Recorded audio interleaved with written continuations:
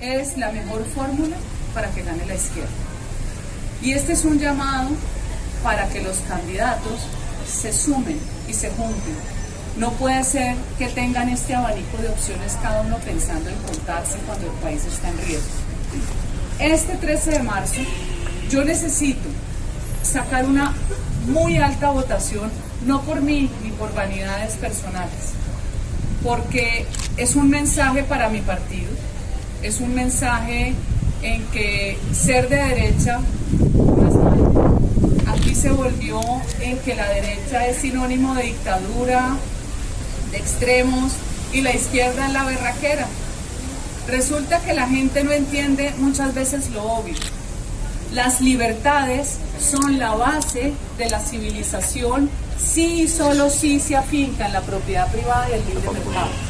Cuando usted tiene libertades, tiene libertad de pensamiento, tiene libertad de asociación, tiene libertad de cultos, y usted es más feliz porque usted desarrolla su espíritu, su individualidad. Cuando usted lo meten en un colectivo, que es lo que le fascina a la izquierda, usted pierde la capacidad de decidir por sí mismo. El izquierdópata quiere que la humanidad sea toda imbécil porque es la forma de controlarlos. Por eso tribaliza la sociedad, nos pone a pelear a todos, se roba la causa de las mujeres para volverlas feminazis y que odien los hombres, se roba la causa de los indígenas para hacerles sentir rabia por lo que pasó hace 500 años, por favor. ¿Creen que tumbando una estatua van a cambiar una realidad? No, pues entonces la historia de la civilización de conquistados y conquistadores la vamos a desaparecer. Si esa es la humanidad, ¿qué vamos a hacer? Por eso tenemos que sentir rabia o nostalgia. No, señor, es que todos cabemos con nuestras diferencias, pero esa es la mentira de ellos, que es una falsa tolerancia. La tribalización de convertir también el color de la piel como una forma de dividir. La tribalización siendo los dueños del medio ambiente, para firmar acuerdos como el acuerdo de Escazú, donde perdíamos la soberanía por completo y terminaban las ONGs teniendo personería jurídica en Colombia para decidir qué obras se hacían. ¡Qué riesgo tan grande! Y les dieron casa, carro, beca con el acuerdo de paz, que fue un negocio entre Santos y las FARC, el mayor acuerdo de lavado de activos de la historia de Colombia, y quieren más. Y si les dan más, eso es como decía Churchill y el cocodrilo. Usted alimenta a un cocodrilo hasta que se lo come, se lo traga. Por eso ese cuento de, es que hay que implementar el acuerdo de paz. ¿Cuánto ha costado desmovilizar 7.000 bandidos si es que empeñamos el Estado? Es que nos atraparon, nos crearon instituciones fraudulentas para darles trabajo a esos que no producen absolutamente nada. Ningún izquierdópata genera empleo ni paga nómina. O me va a decir Gustavo Petro que él es un ejemplo de generación de riqueza cuando él es un político tan tradicional como todos los que critican, porque ha vivido de la política y se ha enriquecido con la política. Díganme qué ha hecho. ¿Qué han hecho? ¿Qué han hecho todos estos políticos multimillonarios? ¿Qué han hecho? Yo no veo la empresa de Roy, no la veo. ¿Dónde está? ¿Dónde está? Y Petro, por favor. ¿Dónde está? Pero nos van a enseñar economía. Nos van a enseñar modelo de desarrollo. Chévere, ¿no es cierto? Modelo de destrucción. Todo está inventado. El problema es que Colombia, como se lo dije a la prensa adentro, el diagnóstico que yo hago de Colombia es que es un país cartelizado. Detrás de cada ley que sale del Congreso hay un dueño. Colombia no crece y la pobreza no se supera porque todo es un monopolio donde nadie compite, y los 5 más ricos, hay dizque empresarios, qué risa, eso se llama empresarios prebendarios, no compiten con nadie. Por eso cada vez que entra un proyecto de ley o de acto legislativo, yo estoy atenta a ver a quién beneficia, a qué monopolio para seguir atrapando al resto de la sociedad, o a qué izquierdópata para ver cómo nos va a destruir el país.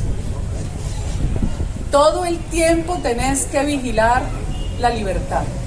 todo el tiempo, tristemente, no estamos ajenos. Y a mí me da pena, pero este gobierno no hizo lo que tenía que hacer. Y cada día que pasa, perdemos una oportunidad de sacar este país adelante. El gobierno que ustedes me han oído en otros escenarios, para nosotros los creyentes, que no excluimos, el gobierno de Dios es el gobierno que hace feliz a la gente. El gobierno de Dios es el gobierno de los mejores. Este presidente pudo haber tenido el mejor gabinete de la historia si le hubiera dado la gana. Cuando usted tiene los mejores, a usted los mejores lo cuidan. Los mejores deciden lo mejor.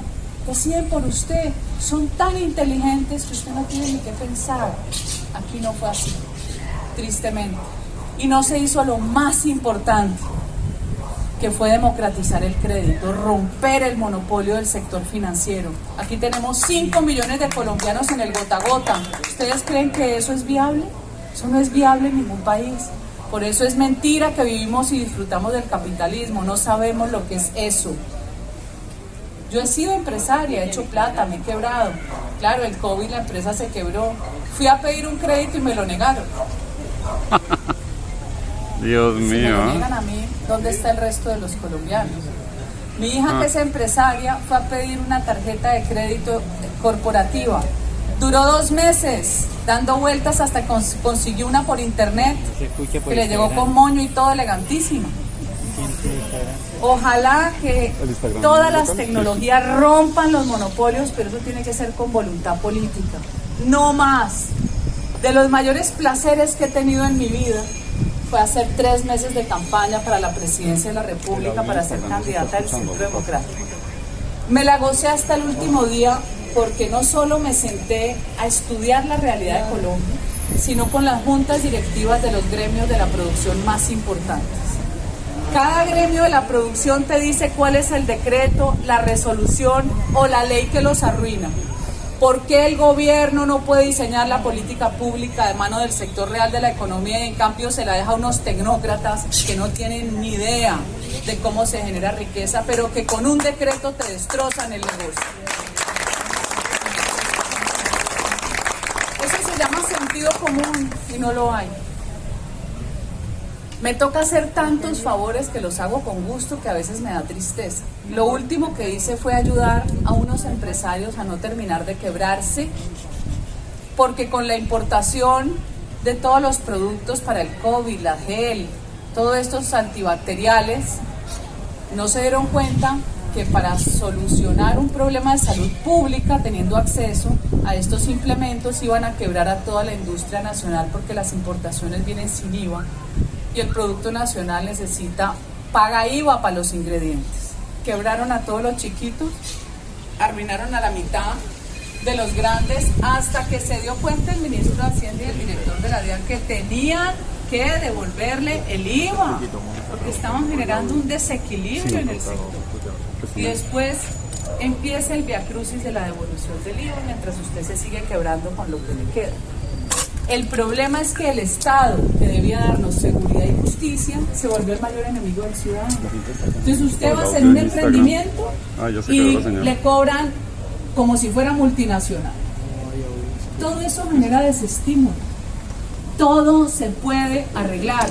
Siéntese, organice, limpie, tumbe leyes malas, trabaje con la gente. Esto se resuelve con voluntad política. Tristemente, nos tocó aplazar 4 años y ya vemos lo que está pasando. ¿Quién está subiendo? ¿Quién no está subiendo? Esta elección de Congreso va con 3 consultas. Una de esas consultas es creo que se llama Equipo por Colombia. El partido ha dado una instrucción que a mi criterio es equivocada y quiero apelar al presidente Uribe para que tome conciencia de ello y lo comente con la bancada y hagamos una votación de bancada. ¿Por qué? El partido ha dado instrucción de que la militancia no vote porque no son nuestros los candidatos. Pero ¿qué pasa si la centroizquierda tiene una votación alta y nosotros, que somos mayoría porque somos más que ellos, porque no es cierto que la izquierda sea más en este país, lo que pasa es que son groseros como el que gritaba, ellos solo saben aullar, porque son atrevidos, porque son anarquistas, porque usted no tiene que quemar a nadie para controvertir? Ellos no son mayoría, no lo son. ¿Qué pasa si en la percepción del público queda en que ellos son más por no votar la base nuestra, que puede aportar más de 2 millones de votos si quiere, más? ¿Qué pasaría? Cuando usted le da ventajas al opositor, en esa percepción pública, usted está perdiendo. La base nuestra no es esclava como puedo ser yo por doble militancia. Yo no puedo ir a votar la consulta. Yo no puedo decir por quién votar en esa consulta. La base es libre porque es un derecho fundamental, civil y político. La base no puede hacer propaganda por otro partido, pero puede ir a la urna y votar. ¿Por qué no votar si es que todavía no es primera vuelta? Esa es una controversia que tenemos abierta al público. Hoy Juan Lozano me da la razón, pero estoy sola campañando, ¿no? Y esta campañada sola me acuerda del plebiscito, cuando prácticamente era la única en mi partido, y los que hoy sacan pecho decían que no, con argumentos interesantes y serios, pero no viables ni factibles, como decir que votar el plebiscito era legitimar lo ilegítimo, y le iba a importar a Santos lo ilegítimo, cuando todo lo que hizo fue destruir la Constitución con su far track y todas las ilegalidades que se inventó. A uno lo derrotan en el campo de batalla, a uno no lo derrotan simplemente quedándose en la casa, y menos en este país. A usted la derrotan con argumentos, con ideas, pero saliendo a combatir, quedándose escondido. ¿Se imagina que no hubiéramos salido a hacer campaña, como dice yo, campaña por el no, en los barrios y localidades del sur, y sentir ese pálpito de la gente y esa rabia? Yo les aseguro que la diferencia electoral fue mucho más por el no, mucho más que la que reflejaron ahí, mucho más. No pudieron, no les alcanzó para robarse.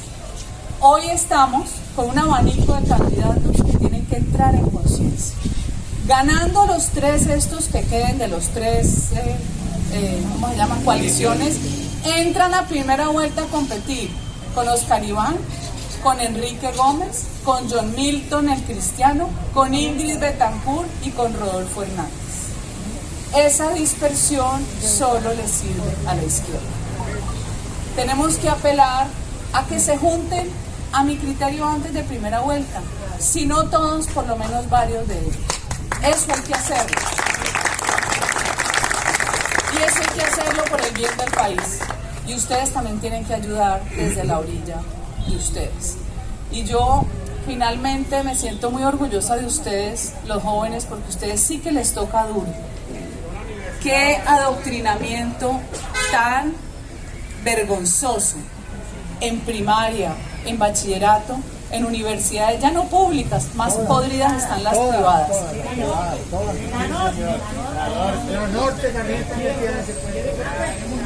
Micrófono.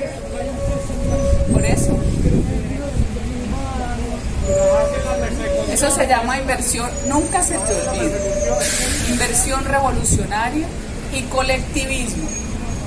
Las doctrinas colectivistas piensan que el ser humano es un imbécil y que arriba tienen que haber unos que dirijan a la sociedad, que son seguramente unos genios, como el sombrerón de Perú, como el salvaje de Maduro, ¿no? O el mismo Petro, que cree que puede administrar un país. Bogotá era un caos de mugre y de destrucción y de género en su alcaldía. A ellos les gusta el mugre, la pared toda cochina, los drogadictos. Eso es parte del aderezo, de lo que te venden para que la gente pierda la fe. ¿Sí? A ellos les gusta todo el desorden. Donde hay limpieza, no entran. Ellos entran en el mugre, porque eso es parte de su misma composición y de su misma enfermedad mental y espiritual.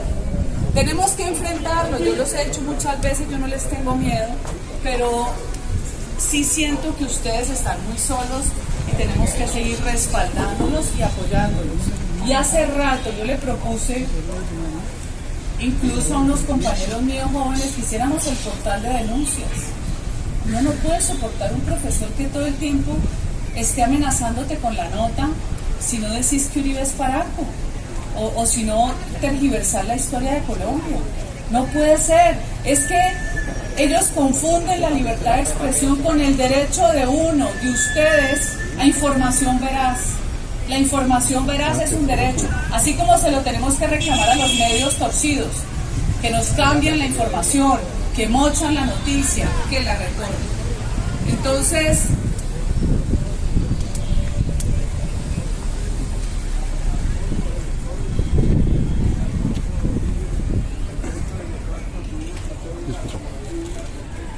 a las 10 de la mañana para que el gremio de profesores respetara las libertades electorales. Bueno, la buena noticia que hay hoy es que entiendo que la composición de jurados quedó muy equilibrada. Sacaron en buena parte a la mayoría de los de FECODE. Ustedes pueden ver en la página cuántos quedaron. Eso está muy bien. Incluso hay muchos jóvenes hoy vinculados al escrutinio de confianza, pero uno tiene que seguir. Dime. ¿Qué pasa con el sistema de conteo de la registraduría? Mira, en eso se dice tanto, que yo te digo que sí, pero es que Indra es una empresa muy antigua española que también ha tenido negocios antes en Colombia. Entonces, el software se adquirió de Indra, pero Indra no es la que administra el servicio, ni es Smartmatic. Entonces, yo no he replicado muchas noticias porque muchas noticias no son ciertas, ¿sí? ¿Qué hay que hacer? Tener los testigos en las mesas. Ustedes tienen que inscribirse como testigos electorales, hay que cuidar las mesas. La ventaja de un escrutinio rápido es que usted compara y usted sabe si hay un fraude y se impugna la mesa. ¡Ay! A Perú se lo robaron en mesa. En Perú hubo 300.000 votos con actas falsificadas en mesa. En Ecuador no lograron robárselas. En Ecuador hizo un trabajo excepcional Lazo. Hizo un trabajo excepcional que aquí se ha podido hacer también en términos de propuestas económicas. Doctora.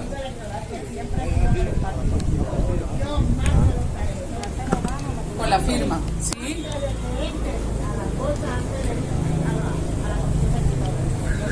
Es importante estar ahí porque uno termina siendo garante y cuidando los votos de uno. Les quiero contar que en pandemia organizamos unas charlas con profesores de primer nivel, sobre todo de economía e historia para jóvenes. Las dictamos de 7 a 9 los viernes. Llegaron muchos muchachos, sobre todo de universidad pública. Y eso ya se convirtió en una fundación. Se llama la Fundación Escuela Libertad, que va a tener toda la plataforma de doctrina de la libertad. Que no nos dé pena decir que somos de derecha, es que la derecha es coherencia, la derecha es franqueza, la derecha es defensa. Es así de simple. La derecha es respetar a la fuerza pública. Si es que los soldados y los policías todos los días exponen su vida sin conocernos, vaya a ver qué atención reciben del Estado cuando quedan discapacitados, vaya a ver qué seguridad jurídica tienen, como nos ha tocado a nosotros conseguir abogados y peritos investigadores para defenderlos, y lo seguiremos haciendo. Entonces, ¿nos quitaron qué? Hace rato el fuero lo perdieron ustedes con la Corte Constitucional, que es una aberración. Ahí tengo yo unas denuncias para hacer, porque por la simple duda, antes se peleaba en el Consejo Superior de la Judicatura cuando se metía el conflicto de competencias, ahora con la Corte Constitucional, que es la Corte encargada de destruir toda la separación de poderes. Hoy 2 magistrados de la Corte deciden sobre las facultades del Ejecutivo en cuanto a mantener el orden en todo el país, cuando dicen que no se puede fumigar. O sea, hay que preguntarle al cartel de Sinaloa. Qué bacano, ¿no es cierto? ¿Hasta cuándo soportamos esta perversión? ¿Hasta cuándo soportamos que una sala de seguimiento de 3 magistrados decida por 50 millones de colombianos? Eso no puede ser. al menos con todo lo que no me gusta esa corte que decían en sala plena, pero no en una sala de 3. Entonces son peleas que hay que dar. Yo les cuento que acabo de presentar un proyecto de justicia digital para hacer más ágiles los procesos, para que la virtualidad sirva, para no tener esos arrumes de papeles y de archivos, para que todo esté en la nube. Lo trabajé con colegios de abogados. Voy a insistir en algo que este gobierno no me ayudó para nada, que es una tragedia. Aquí la ley de víctimas y restitución de tierras es una defecio. Aquí el 50% de los predios restituidos son de menos de 5 hectáreas. Imagínate pues la berraquera, el supertraqueto al que le quitan 5 hectáreas. Aquí a nadie le importa que dejen una familia campesina miserable que por lo menos se valía por sí misma, la dejan en la calle, en la miseria. Eso es de todos los días y a nadie le importa. No, este gobierno no me apoyó. No quería pelear de pronto el tema, con ese tema me han crucificado tantas veces que ya siento hasta gusto, ¿viste?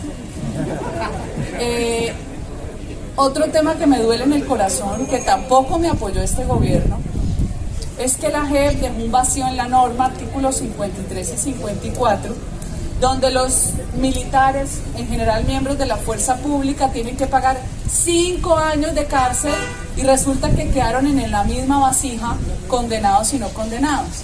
¿A quién se le ocurre, en un país que supuestamente firma todos los acuerdos de derechos humanos al derecho, al revés y al cuadrado, ¿no?, que la libertad, que es un derecho y un bien fundante, simplemente sea soslayada porque usted terminó preso por cuenta de un fiscal o de un juez en un proceso que estaba en investigación, en etapa de juicio, y su presunción de inocencia no existe?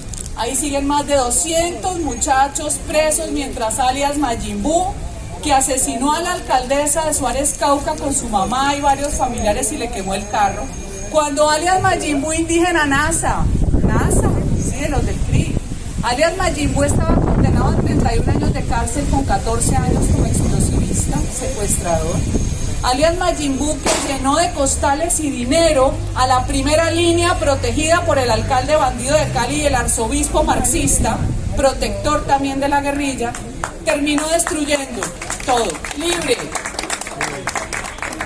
Alias Majin Buu los soltó la JEP, como soltó otros, pero los soldados nuestros que ni siquiera han sido condenados siguen en la cárcel. Por eso a mí me da rabia, me molesta, me da frustración, porque este se suponía que era nuestro gobierno, ¿no es cierto? Eso me molesta, porque uno tiene que pelear por sus causas, sin miedo. ¿Cuál estigmatización?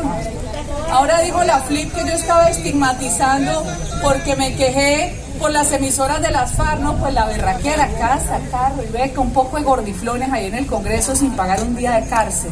Vaya a ver cómo están esas pobres víctimas mendigando una reparación. Ay, la reparación va a ser simbólica. Tan bacano, ¿no? Y no hacen nada ya. Todo es simbólico. Allá tenemos que soportar a Griselda Lobo, la amante jovencita que cogió este vejestorio de tiro fijo tantos años, diciéndonos que nosotros somos los señores de la guerra. Inversión revolucionaria. ¿Cómo los conozco? Pero la rabia que me da es que no haya más gente para pelear contra estos tipos. Mucha soledad la que he sentido en este Congreso, se los digo. Una inmensa soledad.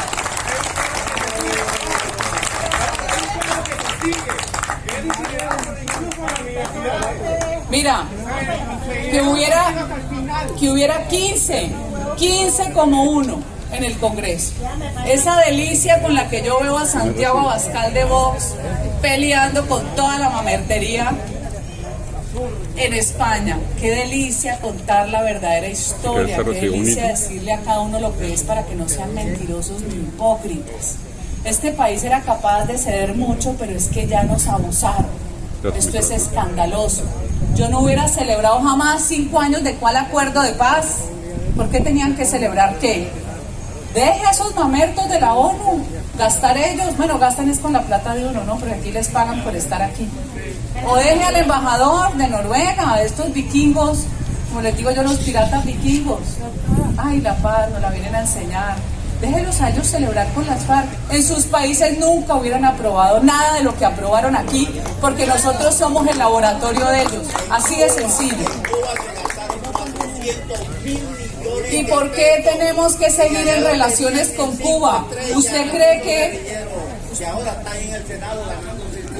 que a mí me matan 22 muchachos policías que además son de familias campesinas humildes? Que su ilusión era que su hijo fuera un cadete de la policía. Yo sigo en relaciones con un país criminal, un país que mata a sus cubanos y que exporta violencia. ¿Qué le debemos a Cuba?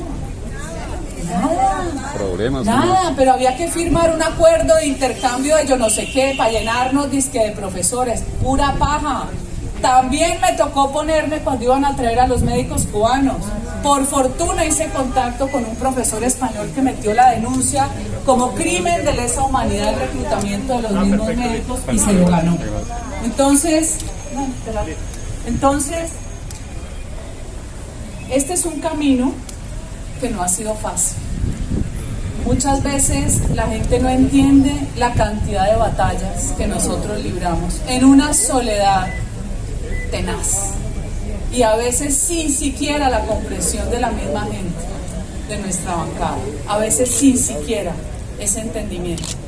Cuando se tomaron Cali, yo sentí que esto ya era el tiempo programado para que estos bandidos se tomaran el poder, porque les habían dado todo. Después de mucho trabajo, y hay que reconocer el esfuerzo y el sacrificio de la Policía Nacional, también del Ejército, algo se logró. Qué soledad también la de los policías defendiéndonos. Eso despertó la solidaridad de muchos caleños que hace rato ni siquiera volteaban a mirar a su policía. Esa solidaridad de causa es la que nos hace grandes cuando tenemos que enfrentar desafíos. No podemos volvernos a dividir. Ustedes tienen que ayudarme a que entiendan estos candidatos que tienen que ir unidos. No puede haber vanidades y no puede haber egos. Esto lo ganamos porque Petro nunca va a ser presidente.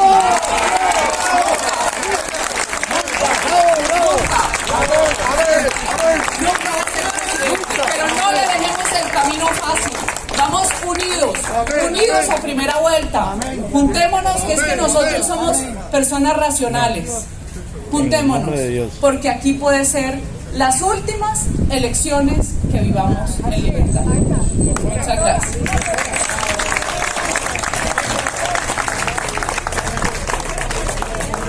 Buenas tardes, vamos a tener un poquito...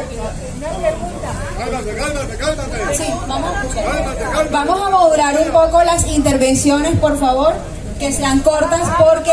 Un momento. La siguiente actividad que vamos a tener es una jornada de volanteo que tiene que salir en unos minutos. Entonces vamos a ser breve con las intervenciones, por favor. Dame un segundito que se la vea, señor. Y ya, sí.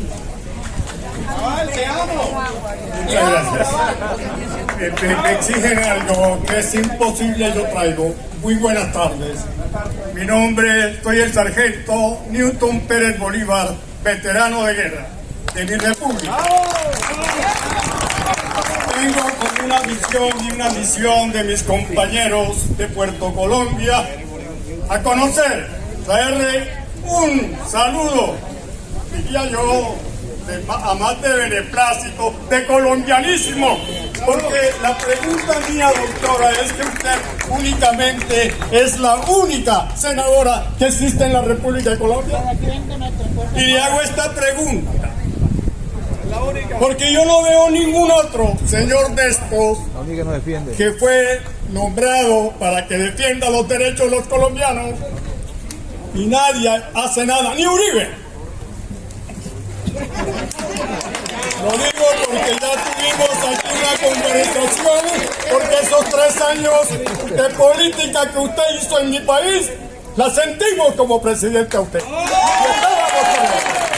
Para después decirnos que no. Eso para nosotros es doloroso. Usted y nosotros no somos afines. Es que tenemos esa misma salutación de amar a nuestra república. Nosotros otrora estos compañeros uniformados y yo hicimos un juramento ante el altar de la patria de dar nuestra sangre y nuestra vida si fuera necesario para que el resto de nuestros congéneres tengan una patria respetada y libre. Hoy mi patria está secuestrada. Hoy son pocos los que sacan la cara por mi patria, solo usted. Le agradezco infinitamente a nombre de todos mis compañeros y de muchos colombianos. Pero sabe una cosa, y decía usted, la patria de Colombia, nosotros la reserva activa, los veteranos de guerra, no se la regalamos a un bandido de esto. Hay que hacer muchas cosas para que un bandido de estos llegue al solio de Bolívar. Porque mi patria se respeta, mi república se respeta, y al presidente Duque le faltó calzones. Así le cumplimos yo.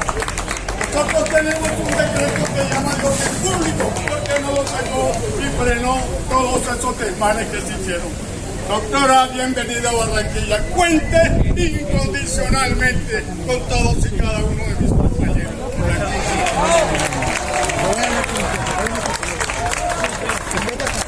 Un momento, vamos con la segunda intervención, breve. Sí, bueno, en algún momento nos ibas a explicar por qué razón la votación tuya debe ser muy alta y en qué favorece al partido. Creo que aquí hay muchas personas que tienen esa duda y es importante que se aclare para que todos hagamos fuerza para traer a nuestras familias, amigos y demás a votar por el número 100.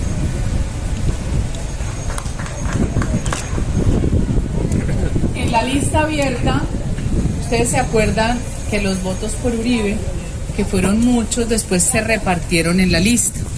Se reparten de acuerdo al número de mayoría de votos de los compañeros. Lo que a mí me sobre va al siguiente que vaya más alto que le falte. Y así sucesivamente se va repartiendo hasta el último. Uribe tuvo capacidad de arrastrar, yo creo que por lo menos 10, 11, no recuerdo bien. Hay que arrastrar muchos. Los que voten por mí no van a perder su voto, porque sé que hay gente que le han dicho que si votan por mí yo voy a llegar sola al Congreso. Eso no es posible. Entonces, y los votos por mí, les repito, no es por mí, es porque es un mensaje de una causa. La naturaleza de las cosas es el bien, es lo correcto. Nosotros tenemos que enfrentar la distorsión, enfrentar todas esas manifestaciones de anarquía y de destrucción donde lo bueno es malo y lo malo es bueno. Y para eso se requiere coraje y valor civil. Yo quiero tener esa cantidad de votos porque nosotros tenemos que cimentar la autopista para 4 años donde tendremos la primera mujer presidenta. Y va a ser María Fernanda, ¿cierto? Sí. Un fuerte aplauso. Vamos a la siguiente intervención. Bueno, yo creo que después de oír a esta extraordinaria mujer, su brillantísima exposición, su inteligentísima exposición, pues sabemos por qué somos cabalistas. Oyéndola a ella, nosotros nos ratificamos como cabalistas. Por eso yo le voy a pedir un favor. Vamos a darle un viva bien fuerte a María Fernanda. ¡Que viva María Fernanda! Pero a eso tenemos que agregar otro viva. ¡Que viva Colombia! ¡Que viva la democracia! Amigos todos, estamos contentos, estamos felices de haber oído y de estar acompañando a María Fernanda. Pero esto tenemos que ratificarlo el día 13. El día 13 es con votos. Esta pelea se gana con votos. Nosotros todos, a nuestros empleados, a los familiares de nuestros empleados, a nuestra familia, a todos los vecinos, las mujeres que tengan más de un novio, a todos los novios, y a los bandidos que tengan más de una novia, que con la novia y toda la familia, porque esto se gana con votos. De tal manera que yo le voy a dar un viva a ustedes. ¡Que viva la gente que cree en María Fernanda! ¡Que viva, sí señor! Y muchas gracias a todos. Vamos a tener la última intervención porque lastimosamente ya que estamos en los tiempos para ir a darnos el volanteo, ya les voy a explicar de qué se trata. Vale. Doctora, ahorita usted tocaba un punto que es muy cierto, y el punto es que nuestros niños, nuestros jóvenes están siendo adoctrinados dentro de las aulas. Yo pertenezco a una ONG que no puedo decir ahora por, digamos, motivos de política, en la cual, ¿qué estamos haciendo? Queremos hacer una labor en los colegios para que nuestros jóvenes entiendan que la autorresponsabilidad, que el libre mercado, que la autogestión es la única manera para sacar el país adelante. Queremos hacer eso y contrarrestar, digamos, la labor que se ha hecho, una labor muy gramsciana dentro de los colegios, una labor que ha hecho la izquierda. Entonces, si alguno de ustedes que se encuentra aquí presente tiene la facilidad de llegar a algún colegio, nosotros los jóvenes estamos haciendo eso. Irnos a las instituciones, debatir contra los zurdos, los comunistas e implementar ideas del libre mercado en los jóvenes. ¿Por qué? Porque esta batalla, más allá de económica, también es cultural. Entonces, quería decirles eso. Muchas gracias. Muchísimas gracias.